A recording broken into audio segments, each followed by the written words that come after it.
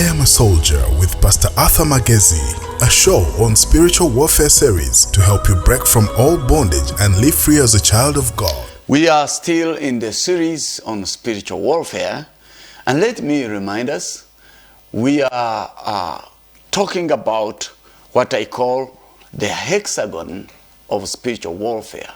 The hexagon of spiritual warfare. I'll be explaining every aspect of this hexagon. Actually, I have a book on spiritual warfare, and it is entitled, I Am a Soldier. So that's where I picked this hexagon. And what I'm talking about is all in this book. And at the end towards the end, we are going to see how do we get victory and all that. But for now, let me quickly explain what the hexagon of spiritual warfare is. And so this is 6 points. You would call it a figure of 6, but actually each of these points are giving us aspects of life that Satan fights. Now let me give you a summary before I proceed to introduce the other spirits. I have already introduced the spirit of, I have already introduced leadership, wealth, family, and fellowship. And leadership is attacked by the dominant family spirit, and wealth is attacked by the spirit of poverty, and family is attacked by the spirit of adultery or spirit of Jezebel, and then fellowship attacked by the spirit of rejection. But before I go into the next part, I want to just summarize. I am saying when God created humanity, through my study and research, I've found that actually God gives us life. And where there is life, there has to be leadership. So where there is life, whether you like it or not, God expects leadership. God himself is a leader. Actually, Jesus is known in the Bible as the King of Kings. So God is a leader, and we are made in his image, and therefore in every life of every person there has to be an aspect of leadership. So where there is a life, expect leadership. But God does not only provide life and leadership, he also provides wealth. You can't have leadership without wealth, because everything has a cost. And so we live in a world of wealth, and God provides wealth. There is nobody on this earth who has no access to wealth. But then you may ask, why are some people poor and others are rich? And why do others suffer and others enjoy wealth? Why is it hard for some people to get wealth and it is easy for others to get it? We will talk about it. But I have said, God gave us freely life. Every person who is listening to me, wherever you are, you have life. That's why you're listening to me. And there is leadership. Wherever you are, there is leadership in your life. There is leadership in the family. There is leadership. And then there's wealth. You are what you are because you have something. There's nobody who has nothing. And God gives us. So God is the giver of wealth, and it doesn't need to be manipulated. God is fair.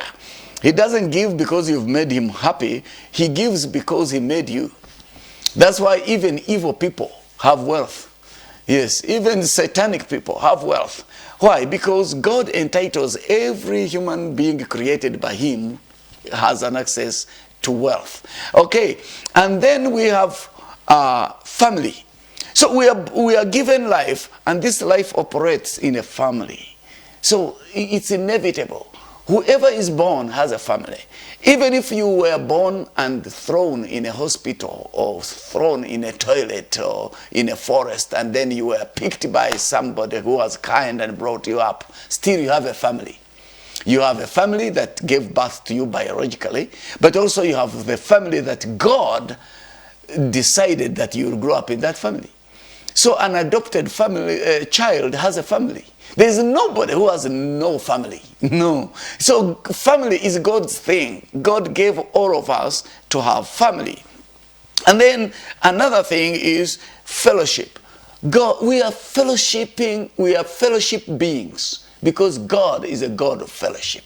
What do I mean by fellowship? There is a love that operates from God to his creation and to us who are human beings that are the top, the cream of God's creation.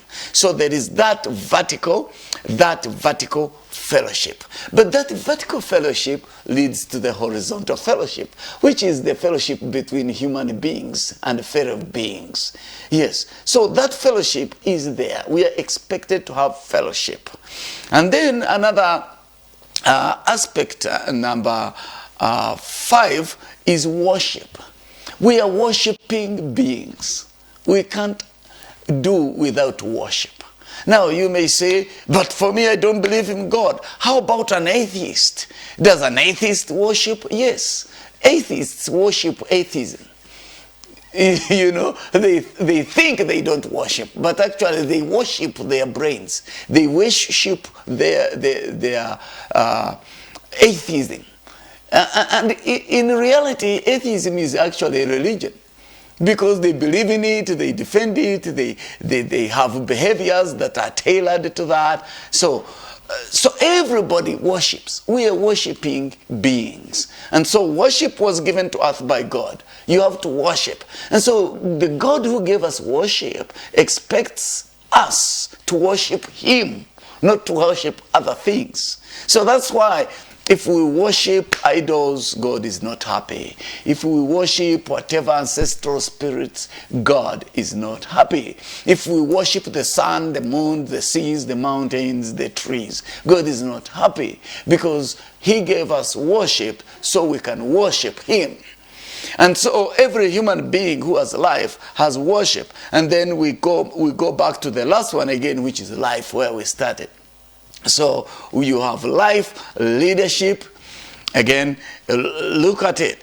You have life, you have leadership, you have wealth, you have family, you have fellowship, you have worship. So this is the hexagon that I'm talking about. So pictorially you can see it.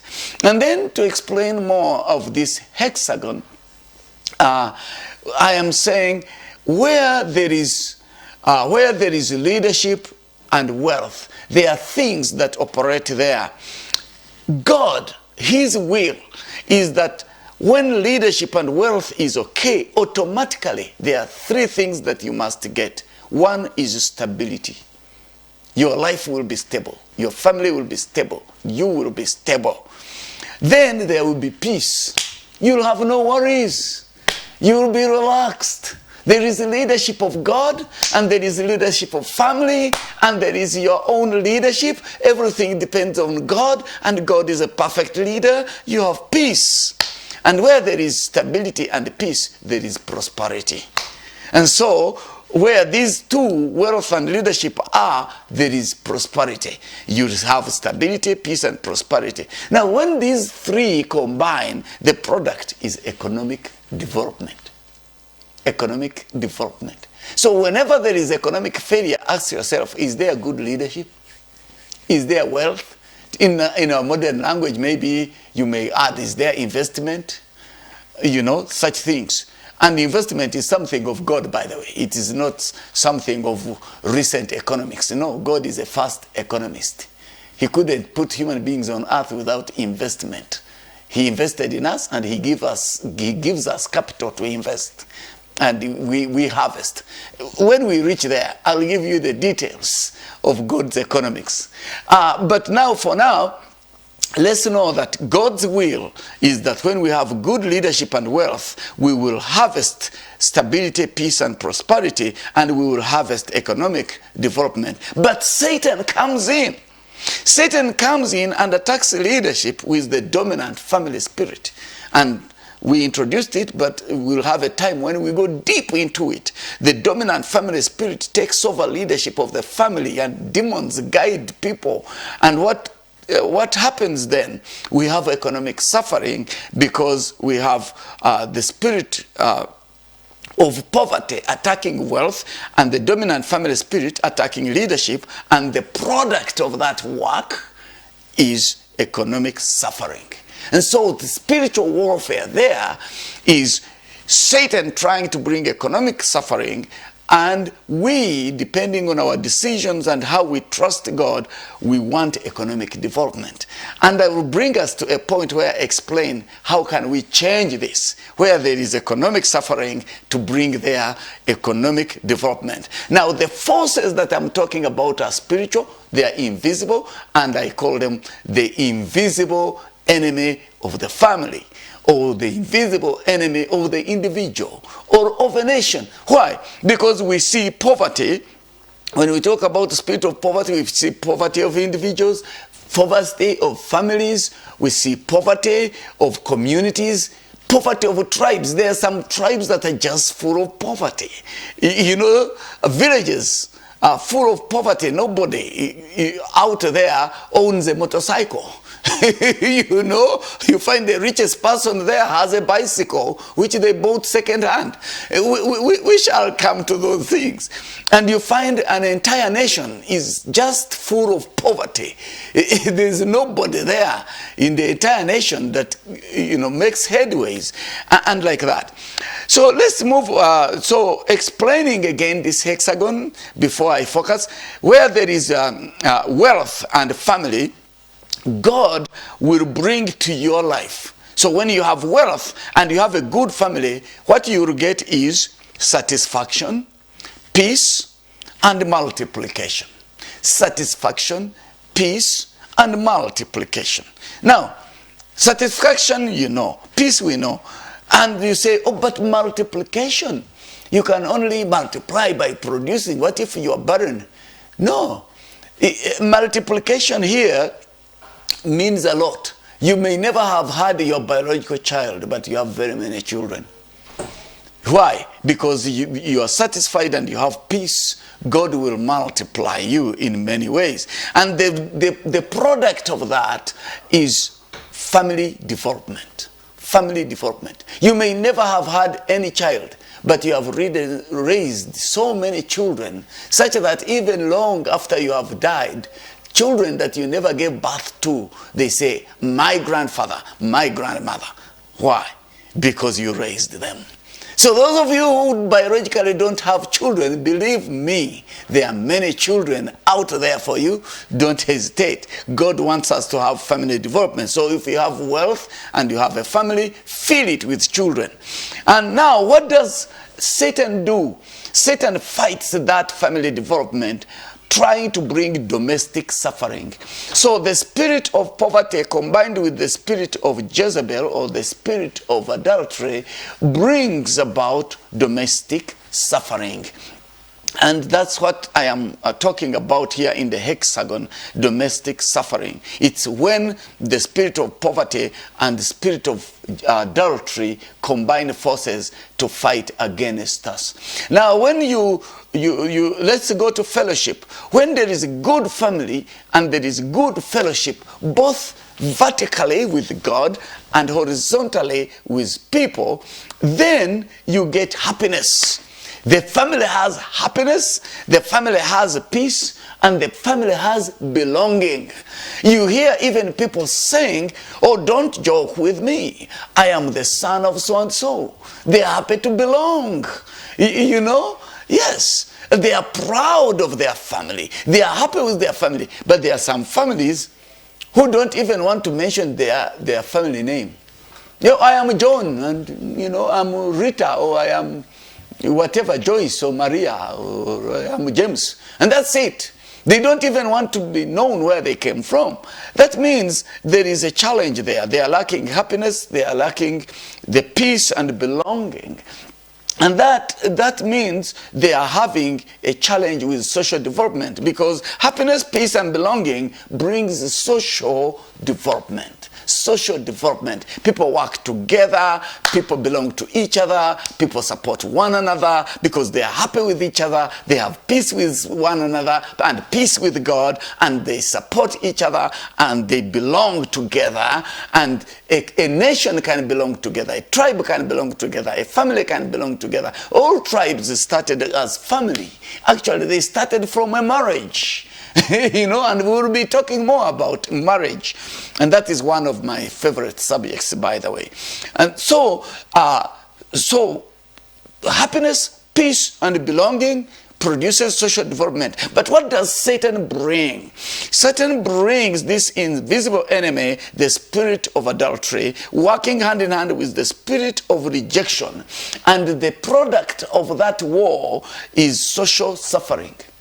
Some societies, I'm telling you, there are some communities or societies or villages or tribes where you can go, and all there is social fighting. All they are fighting.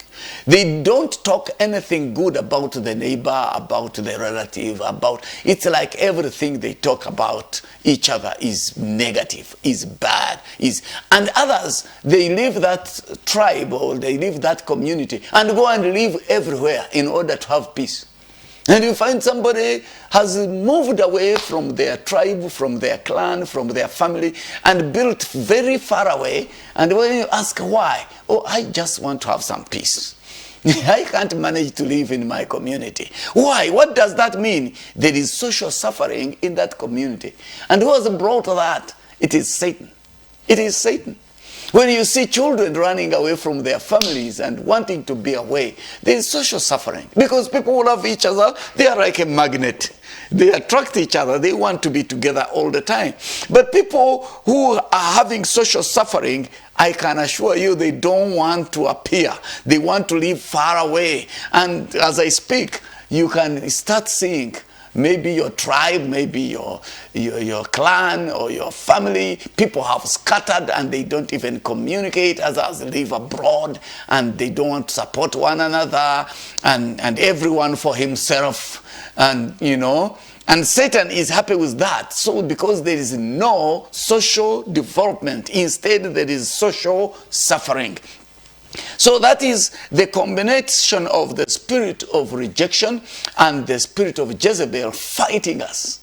Fighting us. That's what spiritual warfare. That's why I call it the hexagon of spiritual warfare. Now the other aspect is where there is an attack on fellowship and worship. Now when there is good worship and fellowship, the product is joy. Joy, then peace and security. When there is good worship of God, remember in the Bible it says rejoice in the Lord always. We can only rejoice in the Lord. So where there is a good worship, there is joy. God gives you joy. You may be poor, you may not have a lot of things, you don't have many cars and houses and clothes, but you have joy.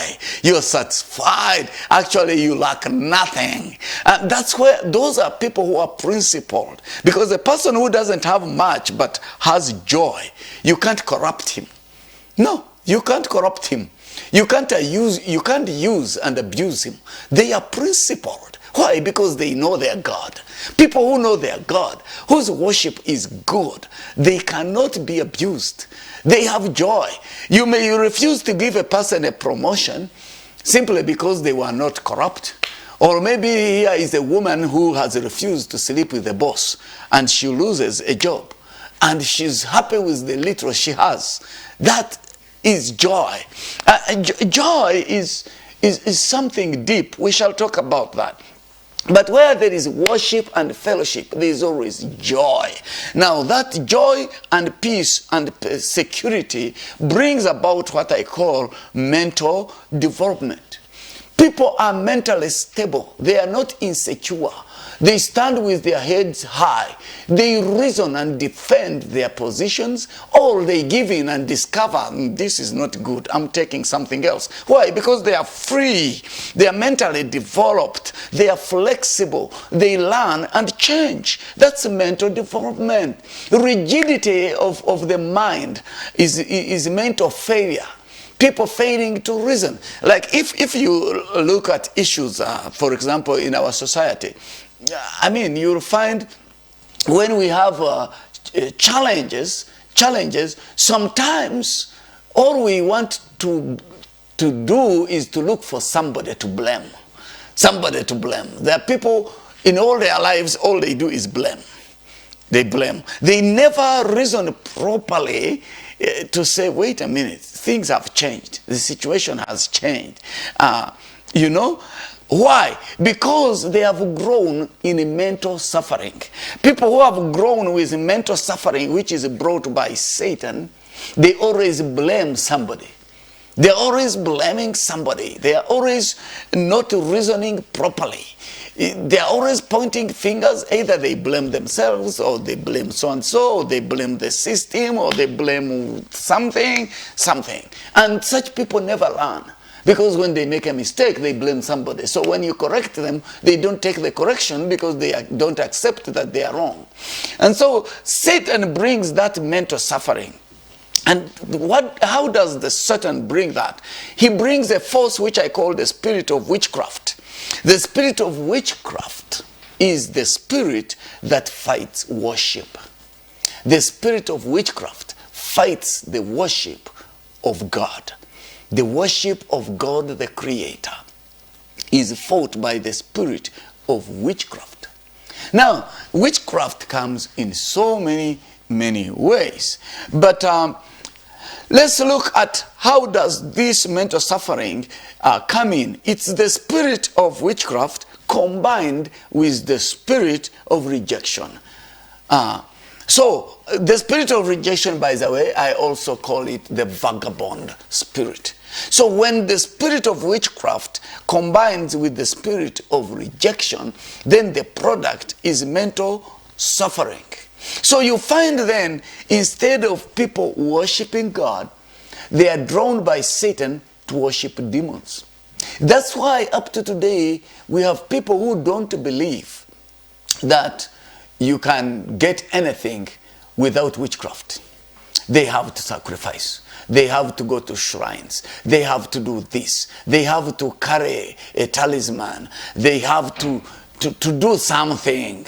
You know, in the morning, if they are going to work and the rat passes in front, oh my goodness, things have failed. They are believing something. They are worshiping something. They are not worshiping the Creator who made all rats and all other animals. No, they see something else. And that is a spirit of witchcraft, diverting people from the worship of God to the worship of spirits, demonic spirits. Now, this spirit of witchcraft is not just about somebody you don't know, throwing witchcraft or hating you and just bewitching you, but actually there is a covenant. There is a covenant that you can make with the spirit of witchcraft, and we will be talking a lot in depth about that. How do people enter covenants? But let's remember that the moment you start worshiping anything else other than God, then you lose the favor of God. Then you become actually a reject vertically, and the reject vertically ends up being a reject also horizontally. So when you go into the Bible, you see Cain. When Cain didn't actually follow God, and we shall talk about that when we come to the details, he ends being rejected by God. And what does he do? He attacks his physical brother and kills him. So the rejection, which was vertical, now goes horizontal when he attacks his brother. And so we will see how the spirit of witchcraft ends with the spirit of rejection. They always work together. And that's why today we have a lot of talking about, come and get this medicine. You'll get favor. You'll get a job. Your business will be this. Oh, I am going to give you something. When you put it in your shop, people will love your shop. Why? It's because there is a force that makes people reject your shop. Otherwise, you wouldn't need all those things. So we need to think there is a spiritual world out there. And that spiritual world is attacking our worship, attacking our fellowship with each other. With each other. So let's understand that. And then I want to bring in another aspect of the hexagon of spiritual warfare. And that is life. The product of harmony between worship and life, because life is meant to worship. So when there is worship and life, there are things that happen. Now, so the things that happen is that satisfaction comes in. We get satisfaction, we get peace and eternity. When there is worship and there is life, combined, when you live a life of worship, you get these three things guaranteed. You get satisfaction, you get peace, and you get eternity. That means after this physical life is gone, there is a life that is beyond this life. You get guaranteed because you have worshipped the God who is the author of life. So when this physical life ends, you get eternal life. So where there is life and there is worship, you will get satisfaction, you will get peace, and you will get eternity. Now, where there is this satisfaction, peace, and eternity, the product of that life of worship, the life that worships God, is always having spiritual development. We grow spiritually right from the day we are born. We keep growing until the day we physically die and go to the grave. So that one we have to know. So where there is a life and worship, we are always growing. There is nobody who should ever deceive you that for them they have matured spiritually so much that they don't need to grow anymore.